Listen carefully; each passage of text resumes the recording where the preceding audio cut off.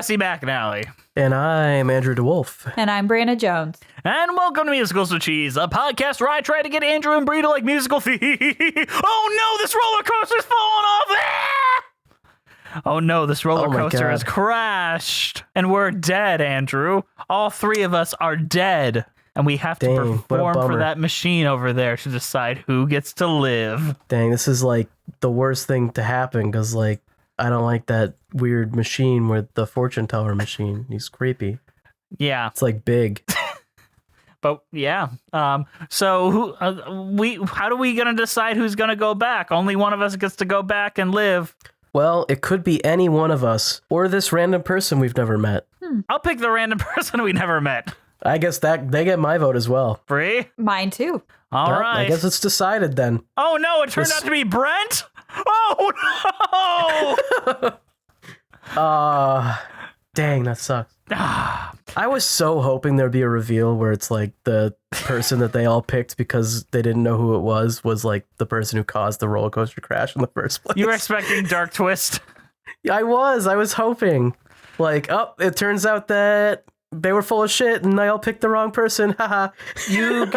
And then you got sincere ending. You got a real sincere upbeat ending. Barely. On this note, we are talking about Ride the Cyclone, the Gen Z favorite that's impossible to escape on TikTok. Cue the music, Bree. It's just a ride.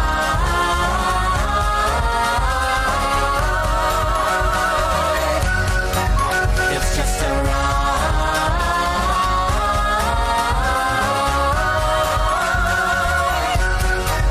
We're all just sailing through space. There's no up, there's no down. It's all so beautiful and strange, but so much more than spinning round. Yes, it's everything you loved, and it's everything you dreamed, and it's everything you shared. So Ride the Cyclone is a musical written by Jacob Richmond and Brooke Maxwell, with music and lyrics by them as well. The world premiere production took place in the Victoria, British Columbia at Atomic Vaudeville in 2008. A production then played at the Theatre Pas Morel in Toronto in 2011, and there was a tour in Western Canada in 2013.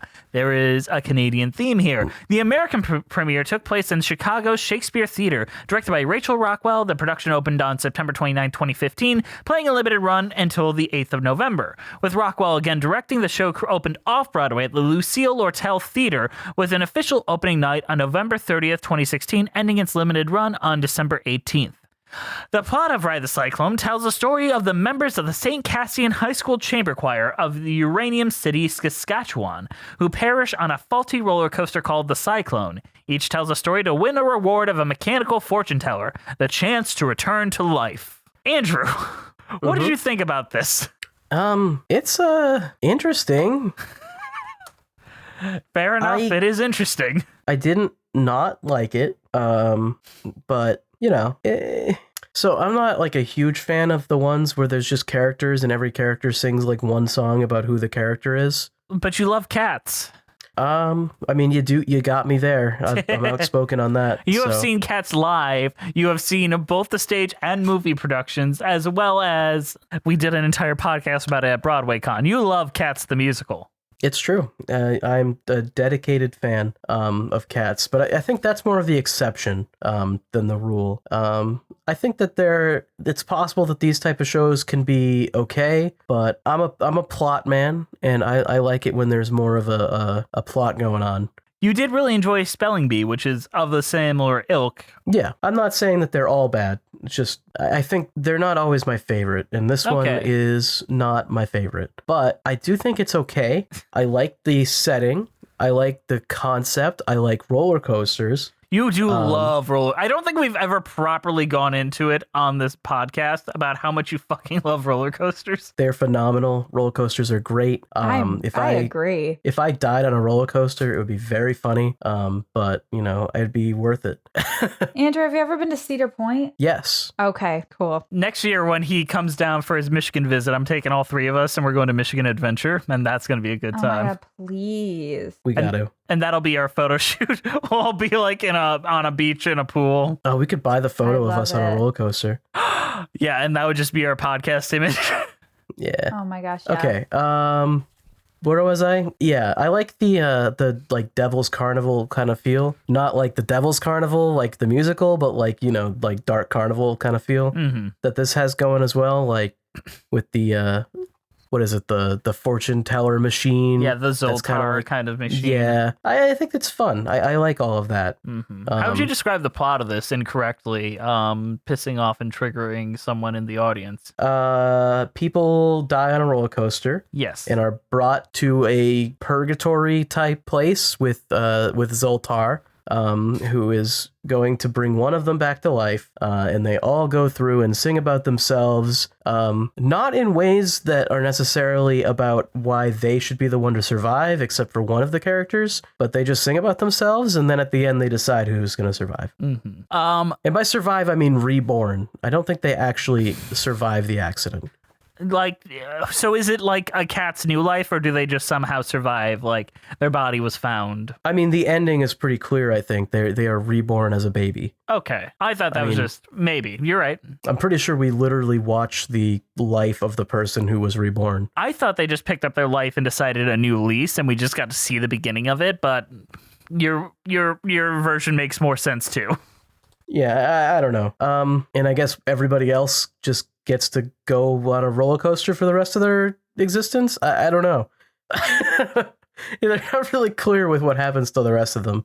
They go to hell or the afterlife, whatever that is, which is a swirly, zoomy place.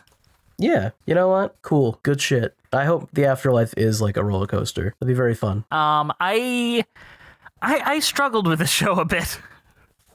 And why is that? There's some Canadian shows that I really like. I really liked Come From Away. All right, here comes the Canadian slander. You just don't like Canada. What other kind of musical are we going to have a hip-hop song sung by a Ukrainian white dude? None? Yeah, I didn't love it. I did not love this show. I thought the book was clever. I thought the premise was fun. I liked a lot of the songs, specifically the Jane Doe songs. I think the staging effects are incredible, specifically like when Jane Doe starts spinning around and going upside down. Holy shit. They give a proper thematic analysis of the Saw franchise. They do. They really do. Which was shocking considering what we talked about last week. There are a lot of elements that I liked about it without it coming together as a whole that I thought was effective. Now, that being said, like, did you find yourself really latching on to any of the characters? I think that was my biggest problem with the show, is that no, not really. The thing that makes Spelling Bee so great, that there are some hateable, detestable characters, but they kind of get axed off one by one, and you stick with the ones that are the sweetest and the most memorable. And here you're kind of stuck trying to manage everyone, and therefore no one gets the attention they need. Yeah, I can definitely see that. And it's a little bit... I kind of feel like it's a cop-out, the ending. Because they just have one character who isn't a character, and they decide that that's the person that should win, or whatever. Because she didn't have a real life, and everyone else did. But it's like, wouldn't it have been more interesting if they had to make a real choice? Well, that doesn't make it not a real choice. I guess, but like once she sang her song, like it's just like, come on. Well, it's like memory. It's like memory. It's like that's kind of just like a, I don't know. It feels like a cop out. Like we couldn't really decide which one of these other characters should get it, so we just invented a character who is very obviously deserving of it. But the thing is, they do sell you hardcore on her being deserving. Like, that plot point worked for me, specifically because I felt like they done the work.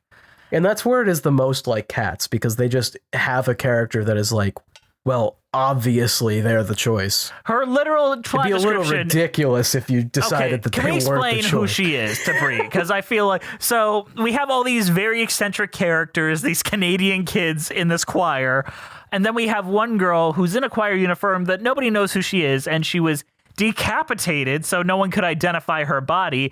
The person that was their educator, their leader, had a heart attack right after the accident, so he can't identify her, so no one knows who she is. Not even her in the afterlife. Yeah, which honestly doesn't make sense to me. Like, shouldn't she know who she is? Why does nobody know who she is?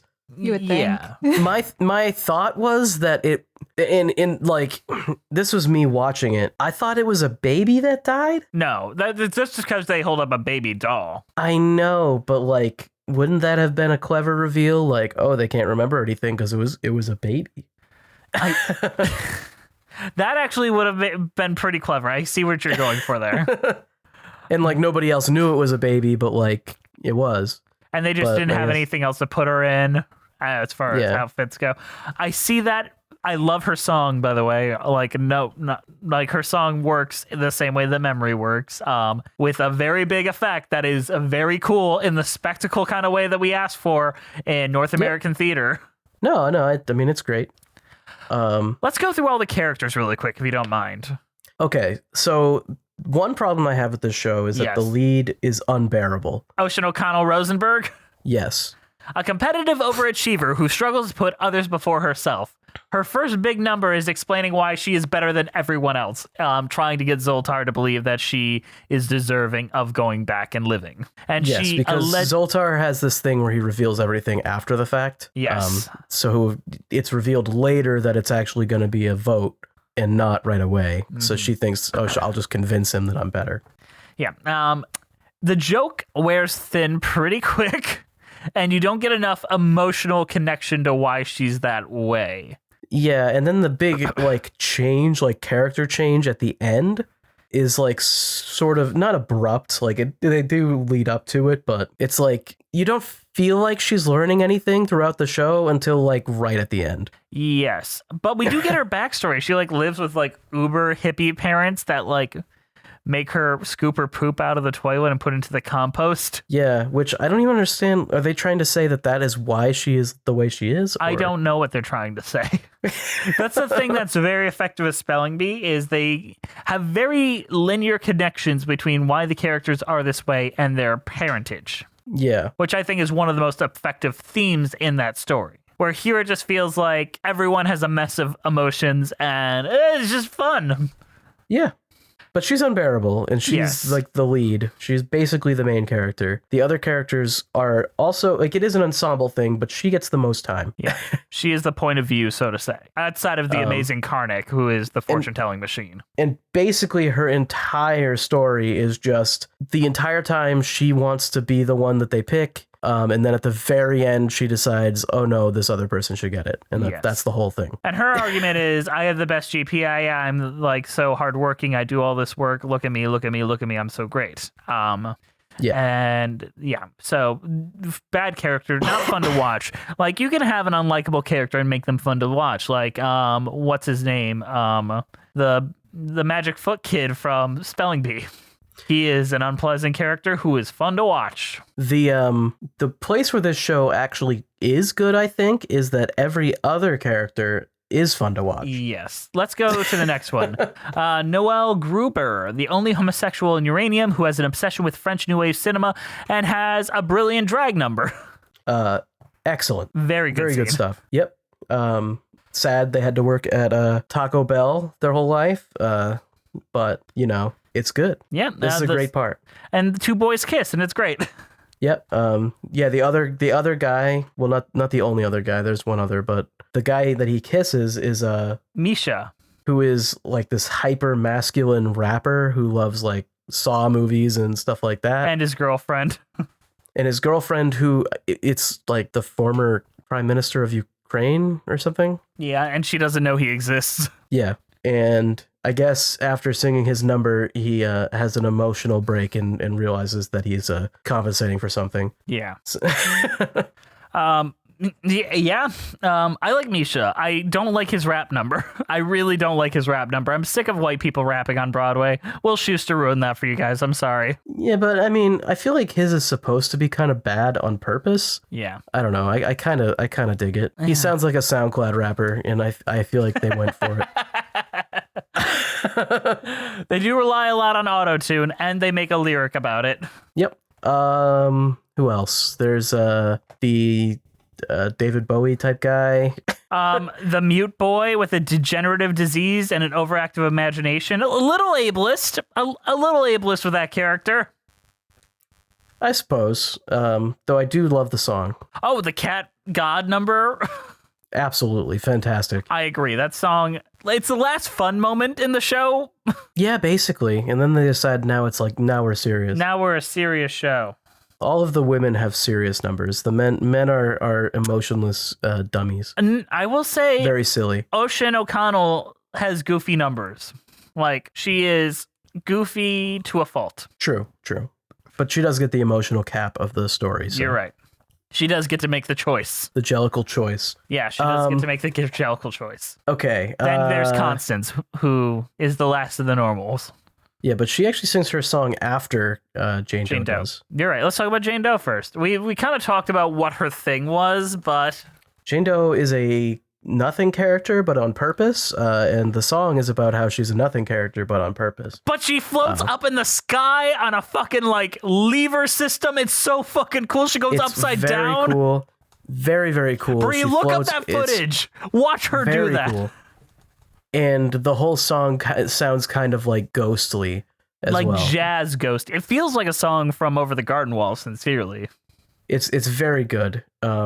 Best part of the show for sure. Like the lighting, everything is so perfect about that scene. And I've seen TikTok footage of her learning how to sing upside down and having to figure out each cue and being able to like get her breath in at the right moment. Because it's in more ways than one is this show like Cats, because the other way is that this one song is like the entire reason to go see it. Yeah, but I'd still, like, if I heard the show was playing, Bree's, I just see, like, the light in Bree's eyes as she's watching this happen. It looks really cool. Right? This is the memory number, and it's very good. Then we have, what's her name? Constance, the one who is, which this is such a stereotypical relationship, like the loser girl who is friends with the girl who doesn't know doesn't know she exists, basically, but like is still her best friend, quote unquote. It's me and you. Yeah, I'm the cool guy and you're the loser. Yeah, obviously. Yeah, we know how it is. I mean, if that's the way you think it is, sir. Yeah, of course. And she sings her song about how she had sex with a dude in an Iron Maiden shirt. Yeah. Based. In a bathroom. A carny. Yeah. Just and because she said that she didn't even regret it. Well, she just wanted to get it done. And I respected the fuck out of that. Just like wanting to lose your virginity just so you can have it gone. Although, how old are these kids? Yeesh. It's okay. Don't think about I'll it. accept it. And I think it's funny that they say the favorite ride of everybody, and her favorite ride is the Cyclone. Yeah, the one that killed them. Yeah, so that's funny. Yeah. And that's all the characters. And then at the very end, they all die. Yeah, at the very end, it's the Voltaire guy or whatever. Yeah. Voltaire tells them that it's actually not a vote. The one girl who has the highest GPA. Yeah, clearly would just vote for herself in a heartbeat. She's the only one who gets a vote. Because, we got to have a lesson here. Every story's got to have a lesson, to quote the musical. Yep. And she decides that the story would have a terrible lesson if she just voted for herself. So she votes for the person who actually deserves it. Andrew, do you believe that every story has to have a lesson? I believe that every story has a lesson, not that they have to. What's the lesson of the Star Wars Holiday Special? That they made a mistake. What's the lesson of Dear Evan Hansen? The lesson of Dear Evan Hansen is that it's cool to fuck a kid's sister. No, that's the message of Game of Thrones. Yeah, no, but I don't think every story has to have a lesson that's like Aesop's fables, but I do think every story has a lesson in a way, regardless. So Jess, what like, you got to elaborate here. Like, what is going on with this show that you wanted to talk about so much? The Gen Zs are really loving this show. I had never seen it properly until now. I had seen the album cover. I have seen clips of it on the TikToks. I have seen a lot of other things. However, I have not seen it properly until now. I think it's a great album. I think the songs are pretty good. I think the book is pretty good. I don't think they work congruently together yet. Okay. What do you like? Why? I feel like the book and story are much funnier than the songs, and that the songs feel like they're in a different show. And I feel like a lot of people that think they love this show have only listened to the album in the same way that they do with Dear Evan Hansen, where they tie together a plot that they think is going on in their head, but not quite. Like how Dear Evan Hansen is about a gay kid? Yes, where they see a lot of ships they can make here that may not exist in the show. Or I mean, to be fair, there are ships in here. There are ships in here already there. Yes, that and is they definitely are. Yes. They are Gen Z type ships. Yes. I just feel like it's not quite as emotionally hitting as it wants to be. And I know there are a lot of fanfics, there are a lot of fan animations, and the way that each song is kind of about one individual character and kind of works as its own thing is effective in that way. But I did put out a tweet, as I always want to do, when I don't quite know how the group consensus feels about this, where I asked people to describe their thoughts on the Ride the Cyclone. And it's been interesting. I just like any big thoughts, and people are like, it's Cats for Gen Z. And it's great, or I don't like it, or I love it, or I think about it all the time, or I hate it. So I like it, but I'm cringing that it's like TikTok things. I think it legitimately is just better than Cats. It is. In a lot of ways. So I'm with you there. I guess I don't have a strong opinion on this show. I don't really know. I don't feel the hate. I don't feel the love. I just I like the general like visual style of it. I like the inclusion of roller coasters, and I like a couple of the songs, and I like most of the characters. So yes. And then I hate one of the characters who happens to be the one you see like the most. And I'll be honest, I didn't find a lot of the humor super funny. The humor didn't really work for me. The characters are just usual Broadway fare. And I don't know, in the world of like this new world of Broadway theater where I want more strange loops, I want more things that are a little bit more biting with what they're trying to do. I would prefer this any day to say another Tootsie or another Mrs. Doubtfire. Oh, it's leagues better than that type of shit. But and I think this is a great community theater show where everyone has a moment in the sun. You don't think it should go to Broadway, though? No, but that's not even I don't think Little Shop should go to Broadway either. I think it just belongs in community theater. Yeah, fair enough. I think the composers are very talented. I like what they do, but didn't really yuck my... I hate yucking other people's yums, but I didn't love it. I think that's fair. Although I think you're a lot more negative on this than you were on Goosebumps, and I would put them both in kind of the same tier. I agree, but Goosebumps kind of didn't quite have as upward a stream for me. So you're trying to boost what's not being looked at, and you're trying to critique what is being seen as great. Well, the thing is, Goosebumps, in all that it was kind of an incomplete piece because it's made for children. This was made as proper art that you pay hundreds of dollars to see in New York. Yeah. So there is that difference. I am going to grade on a little bit of a curve for like high quality children's entertainment and high quality adult to young adult entertainment.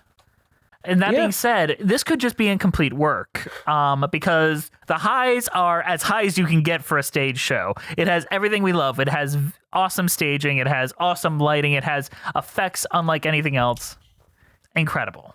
However, the character work, a little iffy. You do kind of whenever... I enjoy the book for when it is, and I feel like it gets disrupted by the songs. And then when the song's ending, I feel like it's getting disrupted by the book. They don't seem to. Yeah, it is not a cohesive piece. I'm like 4 puzzles put together, and you've got some pieces that match and some that don't. They both could have made a really good puzzle if they were taken apart and really figured out what it wanted to be. Well, why don't we look at what other people think as well? All right, it's time to compare our opinions to those of New York and probably Canadian theater critics. It's time for previews. It's time for previews. It's time for previews. Okay. This first one is from 2015. It says, Ride the Cyclone, an unceasingly delightful new musical having its premiere at the Chicago Shakespeare Theater, does bring a smidge of sad news. Apparently, the rivalries, insecurities, and peer-fearing angst of teenage years survive even beyond the grave. This show, developed from a cabaret original produced in Canada, takes place in a ghostly, carnivalesque netherworld designed with ghoulish atmosphere by Scott Davis. The remnants of a rickety wooden roller coaster wrap around a small antique proscenium, a small antique proscenium. While riding that creaky coaster, 6 teens, all members of a school choir, met their gruesome ends when their car leaped from the tracks. This may sound like a singularly weird idea for a musical, but Ride the Cyclone, with book, music, and lyrics by Jacob Richmond and Brooke Maxwell, straight A's across the board, couldn't be less of a downer. It's a witty, small-scaled show of immense sweetness and originality, like a macabre funhouse variation on the 25th annual Putnam County Fair. Count on the 25th annual Putnam County Spelling Bee. I don't know why I said county fair. You know what I'm thinking about. Oh, yeah. Or a madcap comic riff on the Final Destination movies played backward. That's about right. Okay. Jess hasn't seen the Final Destination movies. I haven't. The only thing I know about Final Destination is what has come from you. Sincerely. And you Final told me there was like a roller coaster accident in the third one? In the third one, they die in a roller coaster, yes. Not a wooden one, a steel one, but... Yeah, I'm fairly... I don't know. There is the Final Destination side of it, but that's like off stage, off screen and all that. I don't think they play into that very much, honestly. No. The roller coaster thing is very much just a set piece. It's like Beetlejuice. You don't really see the death.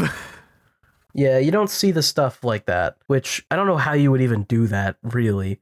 So I'm not upset about that. And obviously they use the Ride the Cyclone thing, the roller coaster of life, the ups and downs. That's what they're trying to do. Mm-hmm. So, this person's very, very positive, but I think I don't think that he's wrong about anything. I feel like, it's a smaller scale, Yeah, but it does have very, very big moments. Yeah, but that's good. I don't know. We say small scale, but the big moments are really big. It's also shorter. It's like an hour and a half. Yes. It is like a smaller type of musical, and I think that it's done really well. I do appreciate that aspect. And I don't even think this is bad. I think it's just unfinished. Okay. So there's another review from November 30th of the next year from the same person. Let's go. Can we read that as well? This is Charles Isherwood. Let's see if their opinion changed. I'll read this one, Brie, if you want. Okay. Yeah, that's fine. If your knees go weak at the mere sight of a roller coaster, you should shrink in your seat whenever a Six Flags commercial comes on television. You may want to think twice before snapping up a ticket to Ride the Cyclone, a musical comedy about odd as it seems a gruesome accident at an amusement park that takes the lives of 6 teenagers. Doesn't sound like something worth singing and dancing about, does it? But for all who aren't coaster phobes, this delightfully weird and just plain delightful show, which opened on Wednesday at the Lucille Lortel Theater, will provide the kind of thrills we look for in musical comedies, however outlandish their subject matter. An engaging and varied score, knocked out of the park by a superlative cast, and a supremely witty book. I do like the book a lot, but this is one of those things where it doesn't feel cohesive. The book and the score feel like two very different human beings wrote them. This guy really loves the roller coaster part of this, even though it's such a minor aspect of it. But he wastes so much time talking about it in this review. Yeah, I feel like that's just an interesting premise, which I agree with. The idea, and I like the fact this is an original musical, like a proper original musical. That is rare. I guess one thing on the roller coaster thing, the one character has a song where they mention the roller coaster and they talk about going over loops. Yeah. And They make it sound like the coaster derailed on a loop, but it's a wooden roller coaster. They don't have loops. Have you written the Son of Beast in Kings Island? That had a loop. That's like the only one. And it That had a loop? It did. It fucked up a lot of people. I've written that, but it had a loop. Okay, so halfway through its life, they took the loop out because too many people got hurt. But I did write it when it had a loop. I'm looking this up. Not that I don't That thing was like you. a death trap, but that's like the only wooden coaster that's like ever had a loop. Didn't that wooden coaster we rode while we were at CJ Barrymore's have a loop in it? That wasn't wooden. That was a steel coaster. Oh, was it? Yeah, Okay. that was like a portable steel coaster. It was fun though. It was a good time. I rode that thing twice.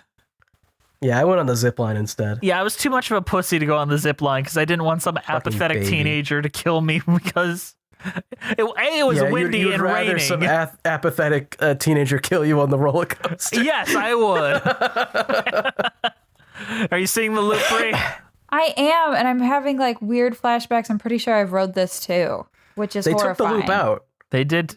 Well, they destroyed the whole ride now. Yeah. Well, yeah, now it's all gone. Yeah, they So took it down. apparently the Cyclone is a Son of Beast-esque ride. So Yeah. They rode the Son of Beast and died. Like so many others who went to Kings Island. good stuff.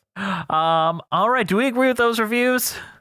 Well, you clearly don't. I think that they're a bit overly positive to the point where they're like advertisements, but I do agree. They do feel a little bit more like their ad campaign than it does a proper like critique.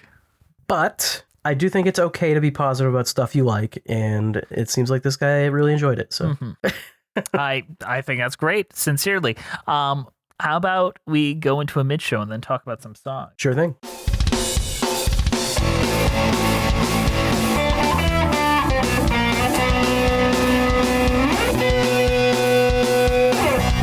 Hey guys, sorry to interrupt you in the middle of the show, but we've got a shill at you. Today's show is brought to you by the extremely kind donations by our donors over at patreon.com. Andrew, tell us a little bit about Patreon and who's over there. Patreon is where you go if you want to support us and get some extra content. We got commentaries, we got video versions of episodes, we got just bonus episodes, all sorts of crazy stuff. Our current patrons, if we're ready for that, I'm ready for it, Andrew. are... Let me take a swig here.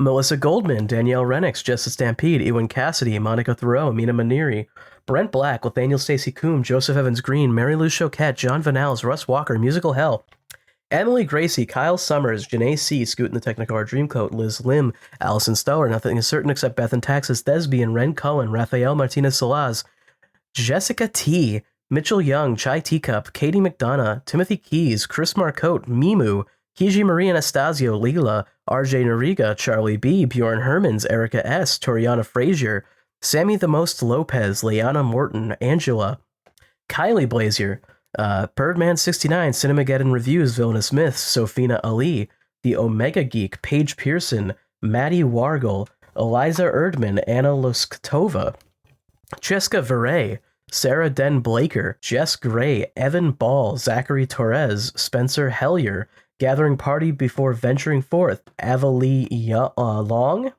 Long, and Nicholas Bates. They give us a little extra financial support that helps us keep the lights on here at Musicals with Cheese. If you'd like to join them in supporting us, you can get tons of fun perks, such as Patreon-only commentaries or episodes a day early. Basically, you get the episode a week early. Let's be clear here. Come join us over at Patreon. All right, are we ready to get back to the show? Let's talk about the songs. We talked about the book a lot, so it's songs time.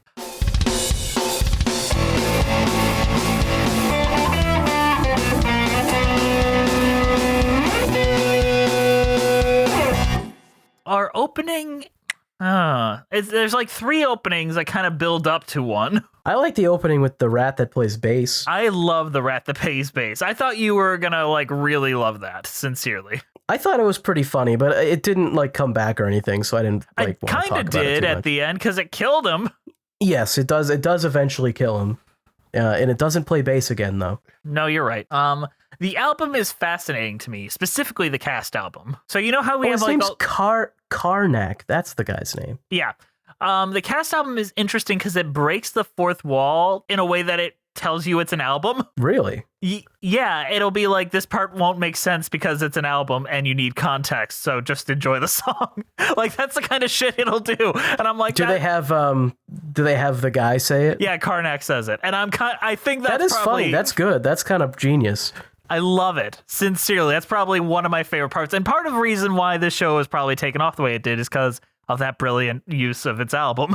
So of the humor in the show, I do think that the Karnak guy is the best part. I agree. I think it's very, very funny the way that he is such a calming, passive-aggressive presence.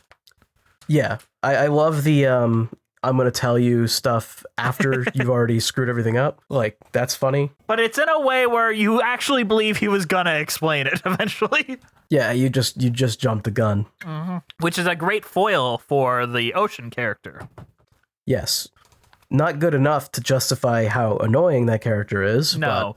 But I do want Brie to play a little clip of the first track on the album where it literally says, "This is the talking part of the album that'll ruin your entire playlist." So you already know you're in for a good time. And welcome to the Ride the Cyclone album, where through my years of prognostication, I've realized that the only thing that makes less money than theater is releasing an album on a streaming service. Yes, this is the talking part of the album that you will remove from the playlist in future rotations. Or perhaps you are listening to this on a vinyl record and have to go through the painstaking process of skipping this track manually. I'm just like, this is great. That I am more sold on the album than I was the actual show, which is a bummer, honestly. So what song should we talk about? The first real song is probably the Uranium Suite, where it has like the rats and they set up all the kids. Uranium,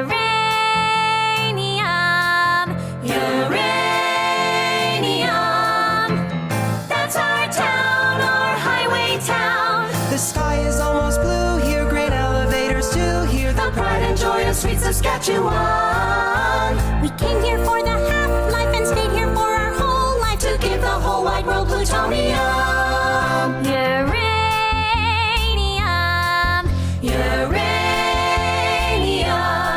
I think that one is really cool. I think the whole like intro is really cool.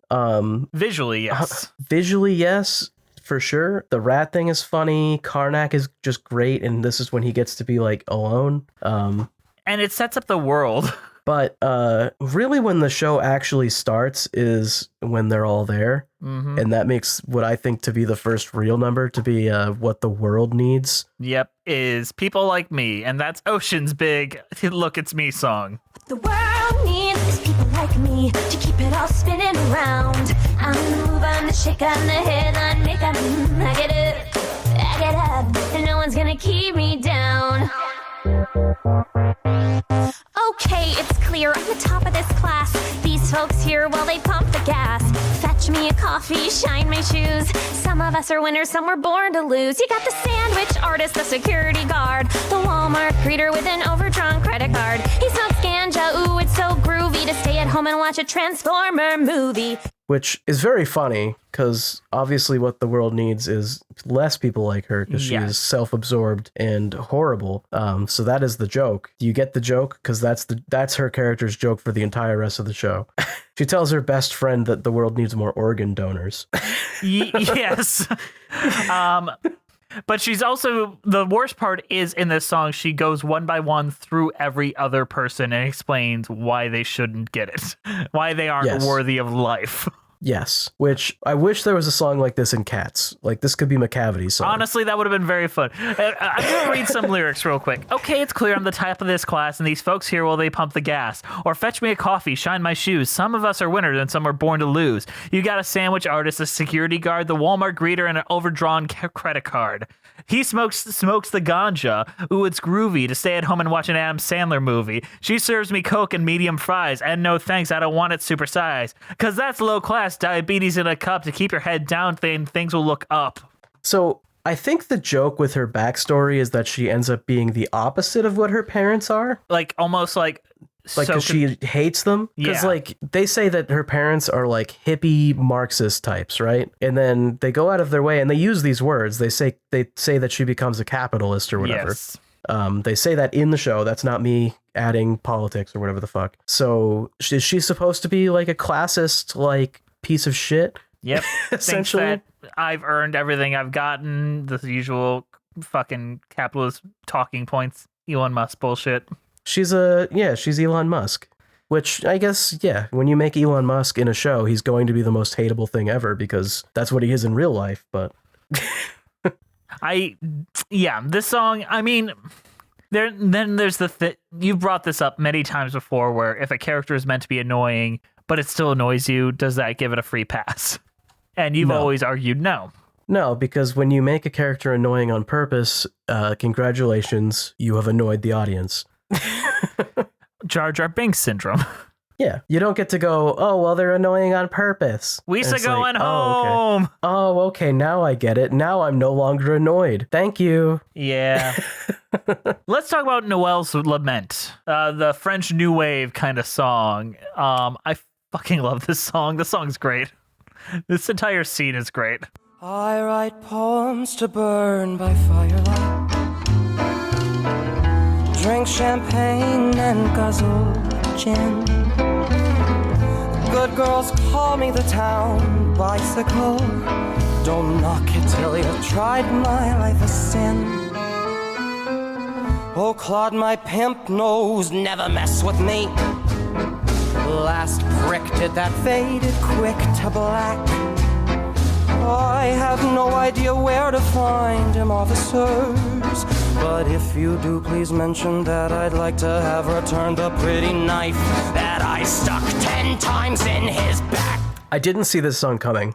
I'm gonna be real. The character seemed more like he was just like, I mean, he was the gay guy when they introduced him, Yes. right? And I thought he was just gonna sing about like small town gay people blues, which I'm sure there's a lot of those.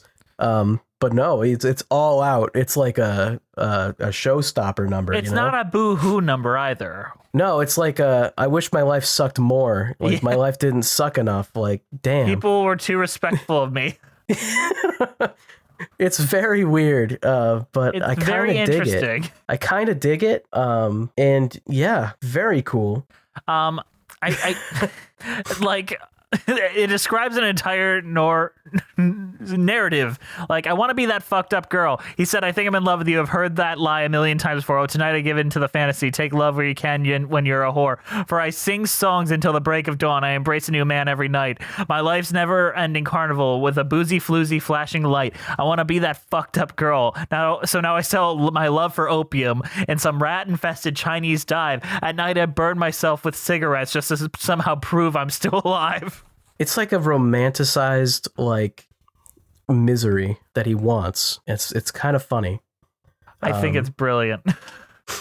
And just the costume at the same time, incredible. And he's such a massive difference from the other character that just had sung their song. Yeah.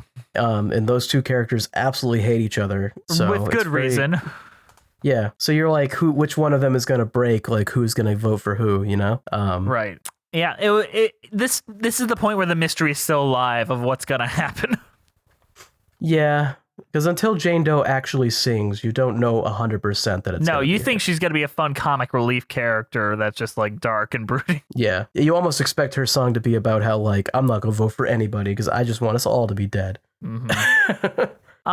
But I think like the best and funniest and most engaging song that is also somehow kind of emotional is the space age bachelor man.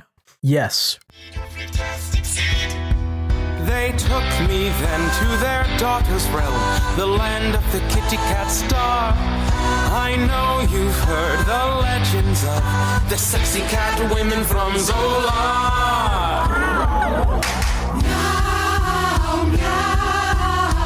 Make love to me, Ricky. What? Okay. But there's one more small thing. Won't you please help save our galaxy, Ricky? Please explain this song, Andrew. The one kid has an overactive imagination or whatever. Because and he was thinks a mute in real life when he was alive. Yeah. Sadly, that is the reason that they give this character this backstory. Little but ableist. It's okay. We'll talk about the song. It's still a good song. Yes.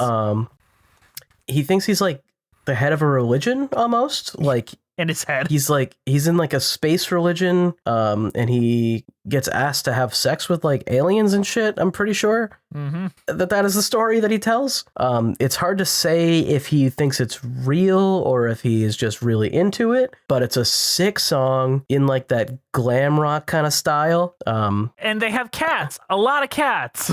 Yeah. I feel like they're trying to do, Ziggy Stardust, you know? Ziggy Stardust via Skimbleshanks. Yes. It's really cool, and it ends with him immediately saying that he is not participating or not allowing people to vote for him. He concedes. Because that would be the cool thing for a cool guy like him to do. Specifically, the one rule of his religion is don't be a dick. He says that. Yeah, and of course, what's the most dick thing to do is Kill get people to vote everyone for else. yourself. Yeah. And you know what? Fair. But we've built this up to what is the best song in the show. The one where she spins upside down and dances. The Ballad of Jane Doe. Holy shit, this song. There's just one lingering fear. Oh, my soul, is it here or is it rotting somewhere with my head? Oh, my soul. Oh, my soul. Oh, my soul. Oh, my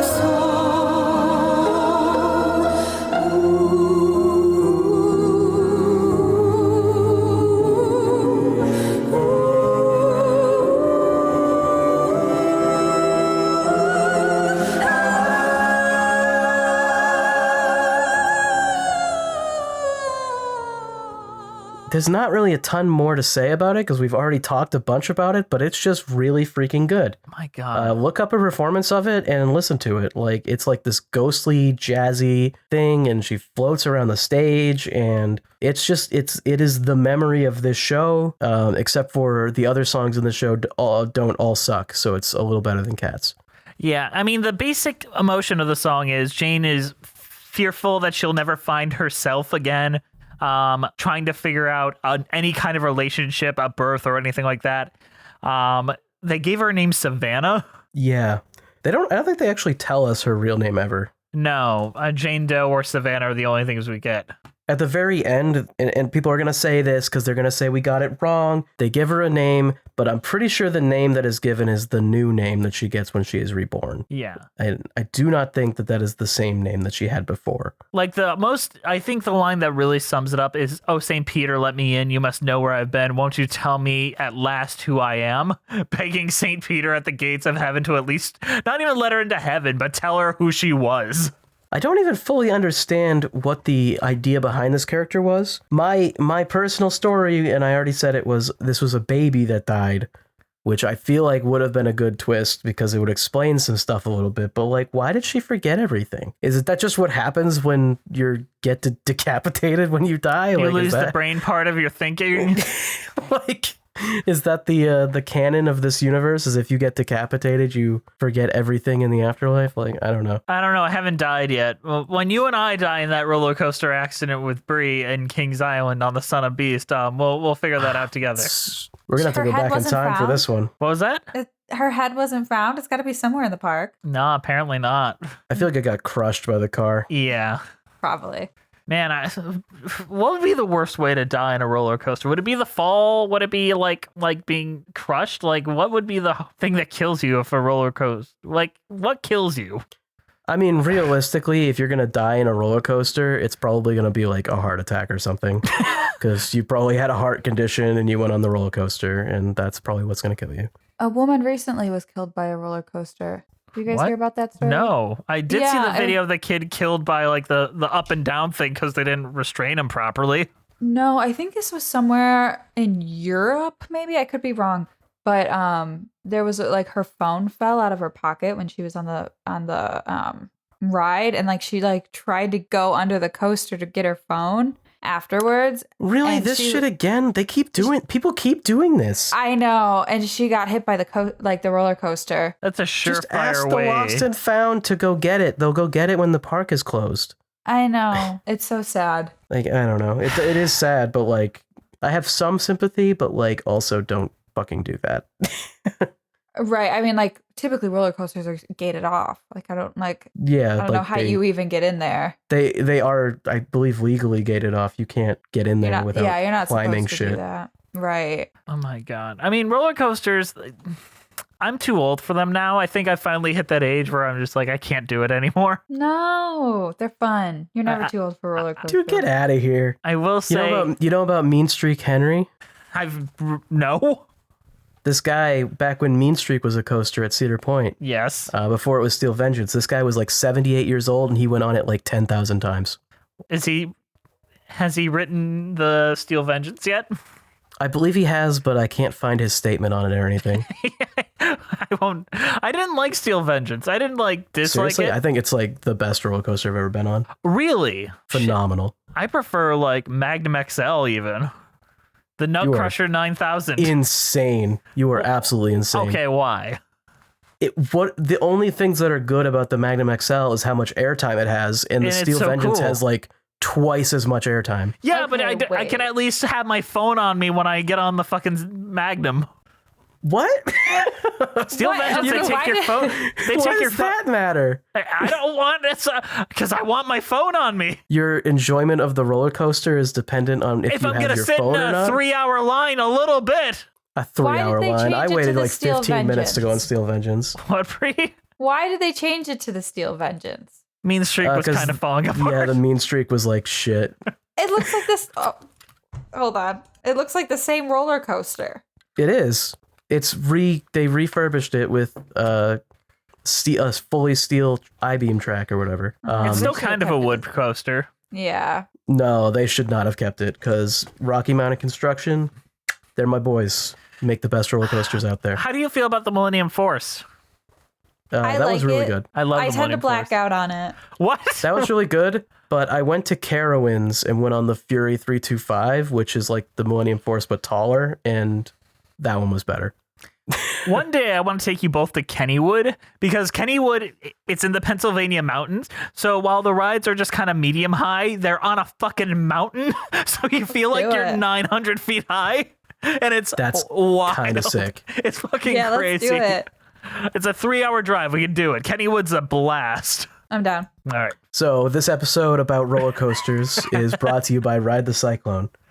I would honestly love to talk about roller coasters and theme parks. I know your favorite ride in the whole world is the Haunted Mansion in Disney World, Andrew.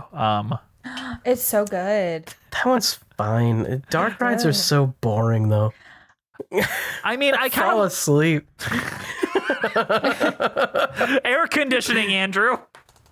Yeah, no, I mean, there's good stuff. But Disney, like, Dark Ride World is like, oh my God. Build some fucking roller coasters, Disney. Yeah, what I the would fuck are say you doing? If I'm going for rides, I'm probably going to Cedar Point over Disney. Oh, absolutely. Yeah. Disney has like 3 good roller coasters, and they're all in different parks. So Yeah. you have to like visit 3 different parks to go on these 3 roller coasters. I will do. I like Pirates of the Caribbean because it has the hill, and I like Splash Mountain because of all that. Because of the racism? No, I like the animatronics, and I like the fast thing down a hill. Okay. I'm a big fan of Okay. animatronics. I wish that more. When is our roller coasters- animatronic episode coming out? This is it. We're not going to release the... Oh, that one's coming out on Monday. They will have already heard it. Excellent. Animatronics are cool, right, fellas? Animatronics with cheese? Animatronics with cheese. Yeah. Endoskeleton, Five Nights at Freddy's, Scott Cawthon. Oh god. You're just making up words again, Andrew. You can't be doing this I anymore. am. On that note, what is your overall thoughts and your cheese rating, Andrew?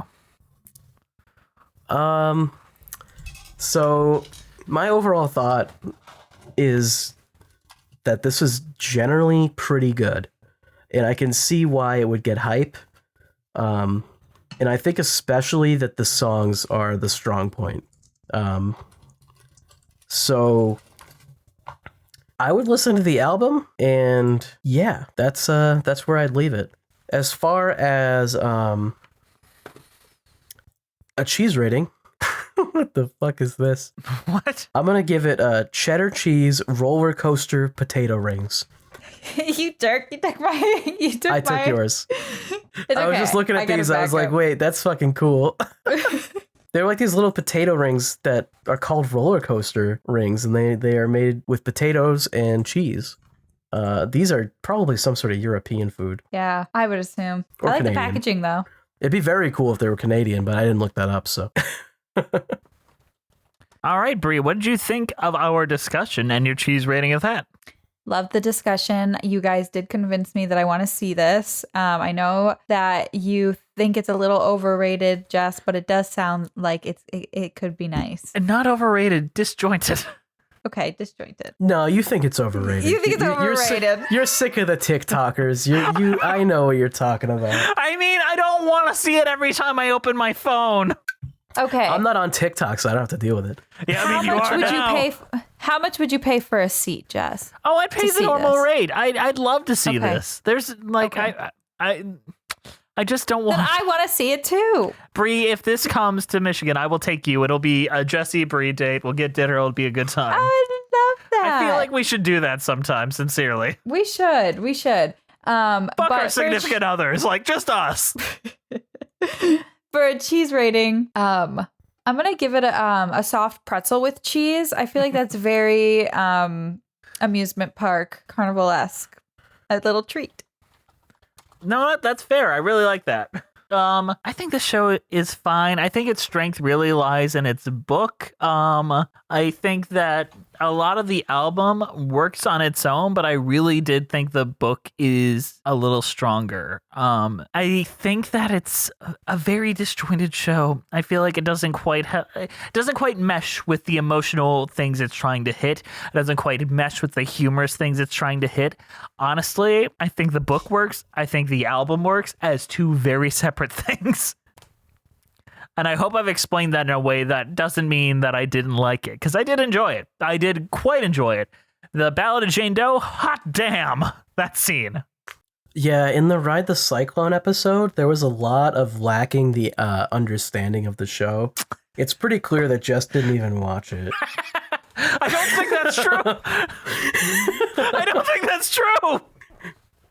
All right. I think we've successfully covered Ride the Cyclone. You say that, but then we're going to get a reveal like, they don't understand. They're just too old. Maybe I am too old. And I am giving this a carnival cheese plate. Also, go on some roller coasters. If you really love this show, Ride the Cyclone, baby. Yeah. How about we have a Musicals with Cheese episode on a roller coaster? We bring a I like GoPro and we try to do a musical review on it. You know, it's actually really funny. The first like roller coaster that I really liked was I think it was called the Twister. So it's like very close to The Cyclone. Wicked Twister. The Wicked that ride kind of sucked. Or was it the I Twister? Or was it love the the- Cyclone? Hang on a second. I love the Wicked Twister. No. It just took it down. It actually They did. was the Cyclone. The first roller coaster I ever really liked was called the Cyclone. Did you ride the Cyclone? I did. And you it was didn't a die? It was a shitty wooden coaster, and it felt like you were gonna die going Where? on it. Six Flags New England, and then Rocky Mountain Construction, who did Steel Vengeance, they came and they refurbed it into the Wicked Cyclone, and that roller coaster that's when Wicked is fucking baller. they had a crossover with the musical Wicked with Ride the Cyclone. So My favorite roller coaster yeah. was the Raptor. The Raptor, really? You like the dangly legs? I like the dangly legs. I still like the Millennium Force. I don't like the line every time you have to go and ride that.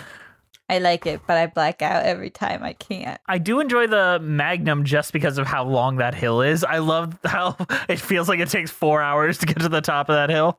What was the one? What was the stand-up one? Do you Oh, remember that was the Mantis. Listen, my dad took me on that, and I was barely 5 foot, and that hurt me in the It hurt everywhere. Stand-up coasters. Yeah. I haven't been Stand-up on one yet, coaster. but I hear that they're awful.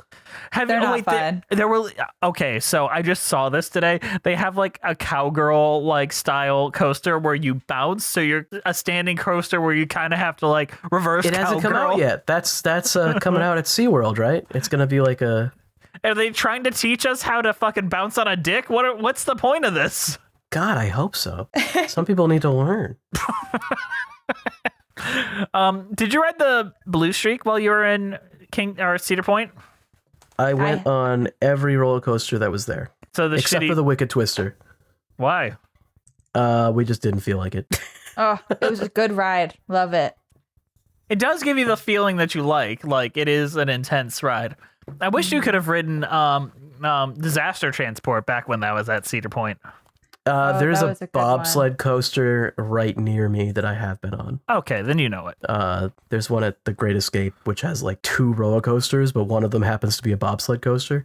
Next May, we're not doing any live streams. We're just going to have fun next time Andrew comes. We'll do this every May. Look, we're going on roller coasters, okay? And it's sick. They're great. And if you in the audience haven't been on some roller coasters, fucking do it. Nut up. Okay. What did you think of the Gatekeeper? Gatekeeper is great, and we went on it like 4 times. Really? Okay. What's that new one that dangles you at the top of the hill? The The Valiant? Valraven or something like that. Oh, okay, yeah. Okay, We went on that. my once. significant other had an anxiety attack on that one. She did not like being strapped in. It triggered her claustrophobia real hardcore. That was not a pleasant experience. Just that one roller coaster. None of Just the that other ones? one. They all do that though. She doesn't like the one that goes over you. She can do with like the lap bar thing. Lap bars are better, anyways. I love roller coasters that go upside down but have lap bars. I think those are great. Yeah, but you kind of have to force your head back. Like the problem corkscrew? the corkscrew. If you lean forward on a corkscrew, you're gonna break your fucking neck. The corkscrew doesn't have lap bars though. It has over the shoulder. Does it? Does Oh, it? it does. You're right. Yeah, you're right. What am I I, like the thinking lap of? bars. I like the lap bars better too. On that note, you know who else likes lap bars? People who sing into assholes.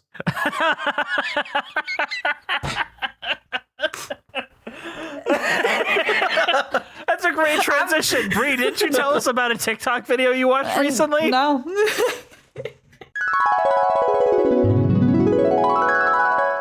Who is Burpee? Is that you, Jess? Very nice. That was not me, so that was definitely Jess. That was me. Wow, I didn't even impressive. expect it. It was like a demon came out of me. Yeah, I was gonna say that came like from the deep belly. I like that. I Yeah. like that. It really fits in with our theme. I like that verb. Do it again. This time into my vagina. It's deep, baby.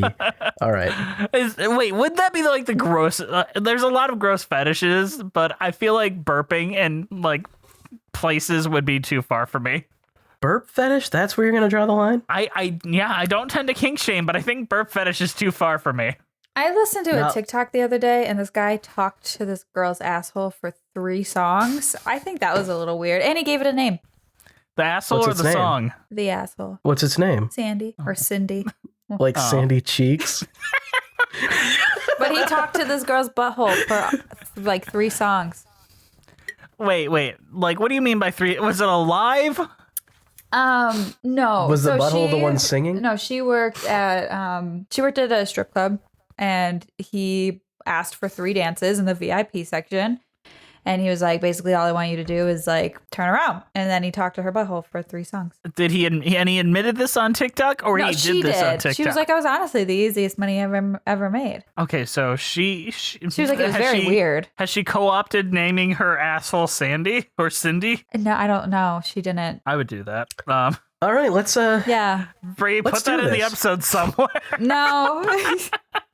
That's a Patreon exclusive. Yeah, Patreon exclusive. Sorry. Congratulations, everyone who is in here. You got I'm to so hear it. sorry, but I do want to bring up one small thing that is musical theater related to that. I remember specifically seeing the Rock of Ages movie, which I assume in sometime in 2023 we have to cover. Tom Cruise specifically sings into Julianne Hough's asshole for like he sings that what is that song? Wanted Dead or Alive into Julianne Hough's asshole. And I remember it very vividly because I'm like, watching it with my mother, and I'm like, we're watching this, right? Why are we doing this? How does, like, is his head just near her butt? Like, how is she, like, spread cheeks? Like, what's going on here? It is the most PG-13 way, but you can definitely see sphincter there. And he's like using it like let's imagine this pumpkin is her butt. Okay. And he just Okay, pulls I'm the picturing cheeks and is like, want it! Like right into the ass. All right. What? We'll cover it more when we cover that movie, but like that was what triggered by that story of the TikTok. I'm so grateful we still have 0 views on this live. Me too. All right, let's get started. All right, and we have this recorded too. Like we already hit the record button. Yep. Put that in the episode somewhere, Bree. Don't be a coward. No, I'm not going to.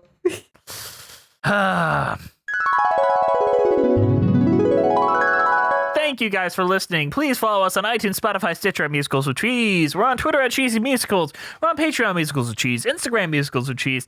YouTube page, Musicals with Cheese. Patreon-only podcast is Patreon with Cheese. Email us at musicaltheaterlives@gmail.com. Our keeper of the cheese is Juliet Antonio. That's for you. Our show is produced by Brianna Jones, one of the coolest human beings on the planet, who watches only normal TikToks, not talking about men singing into assholes. Listen, if I was making money, I'd do it too. Does anyone want to pay me money to sing into my asshole? Because I'm not going to lie. That's a lucrative business right there. Like, I would not want to be the one talking to the asshole, but I would let someone talk to him. That's a risky proposition to talk to an asshole. Unless you know the girl's got or the person's got complete control over that thing. Yeah, I ain't playing that game. Our theme songs were composed by Robin Nash of IOU Music UK. Thank you to the Broadway Podcast Network for not kicking us off the platform for singing into the metaphorical asshole that is Ride the Cyclone. But you can't cut that out. You gotta put it in. All right, guys. Is there anything else we have left to say? I regret all my decisions. Bree, Ride the Cyclone. You can't bring gold to the table and expect us to not address it. Ride the Cyclone. If anybody's in the New England area, go to Six Flags New England and ride the Cyclone. It's the best ride in that park. Actually, let's break down all of our local roller coasters' best rides. So Kennywood, ride the Jackrabbit. That's the best ride, and it's also on the side of a mountain, so it's really fucking good. Cedar Point, ride the Millennium Force, or if you're Andrew, ride Steel Vengeance. Bree, if you had to pick a ride from Cedar Point, what would it be? She already said the Raptor. It would be The the Raptor. Okay. And if it's you still there. The Raptor's still It there. is. And if you're going to Michigan Adventure, check out Shivering Timbers, which is one of the coolest fucking wood roller coasters I've ever been on. It's got amazing airtime. It's so fun. If you go to Six Flags New England, ride the Cyclone. If you go to Hershey Park, ride the Storm Runner, and don't go to Six Flags The Great Escape. Oh, if you go to Busch Gardens, go ride the big red roller coaster. That one's really cool. It's very, very tall. If you go to Universal Studios, ride the Mummy. Yeah. I like that one. The Mummy's cool. The Hulk is good, and the new one that they just put in looks great. Which one's that? The Velociraptor. That looks fantastic. Okay. I remember the Hulk one. Like, my mother hated roller coasters, but she was impressed that it took you halfway up the hill and then launched you. Because you became the Hulk. She's like, that was really cool. That was so cool how that worked out. Yeah. That's how my mother talks. But I Bree's waited laughing because it's 3 accurate. hours. I waited 3 hours to go on that fucking Harry Potter ride that they put in. Really? Actually, 3 hours. I did It get was motion good. sickness off that one, though. I had fun. I liked the drop track they had. I wish there was more rides like that, but it wasn't for a transphobic bullshit franchise. Because that's the Kuka arm technology, where you're basically on an arm that spins all the fuck around. No. I'm talking about the roller coaster where you're on motorbikes. Oh, fuck Oh, that. yeah, the That roller- ride sucked. Yeah, it was all right. I like the drop track a lot. Okay. That genuinely surprised me. I didn't know that was in there. How'd you feel about the Hagrid ride where you're flying the hippogriff? That one's the one that made me motion sick. That was it? Yeah, it was like you're like sitting and you're like going back and forth like this. Yeah. Yeah, that made me motion sick. Ugh. I just don't like Harry Potter. I wish they would just take all that shit out. Yeah. 10 minutes away from Michigan Adventure? Oh, fuck. Why don't you just go like every weekend? Yeah. Get a season pass. Michigan Adventure is fucking cool. Shivering Timbers is probably one of my favorite rides ever. I wish I could go. Like, okay, I don't like water parks very much because I have body dysmorphia, and that's a whole thing.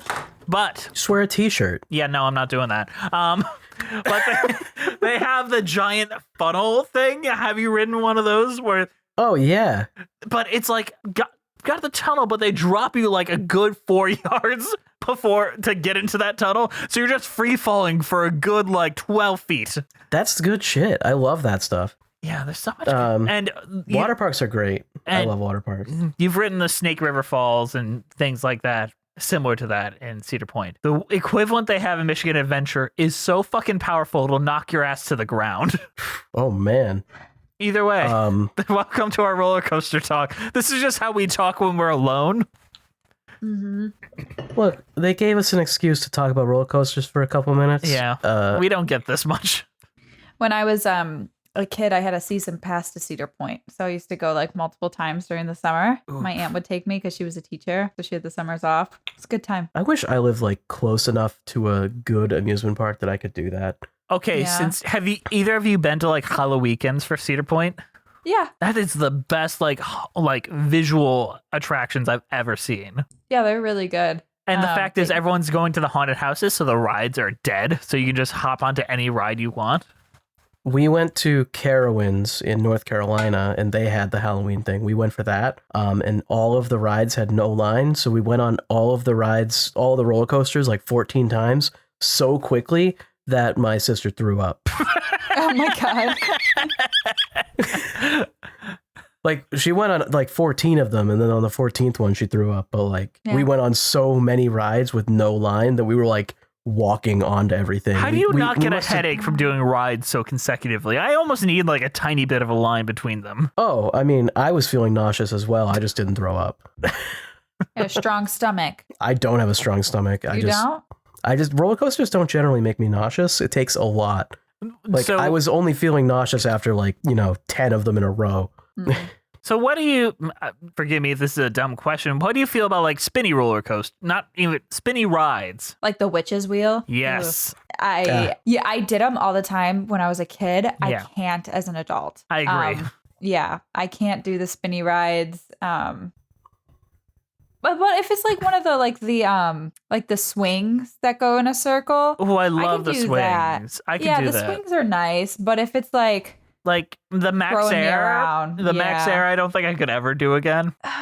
it goes slow enough, I think, that like I'm okay to do like something like the Max Air, but like the Witch's Wheel, the Harry Potter one. I've been going to theme parks with the express intent to go on all of the roller coasters right now. Mm-hmm. So we've just been skipping any standing ride like that. I will say, what is the one? It's not the Max Air, but it's like the other swingy one.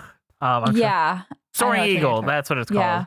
Yeah. That is the one that you ride right after you get off the water ride just to dry off, because after you're done, you just are completely dry because of how that swings you around. They have practical uses, and there's never a line for that one. I know. I like it. I like it too. It's all right. We got to wrap this up. go ride some roller coasters, kids. We'll see you next time on Musicals with Cheese.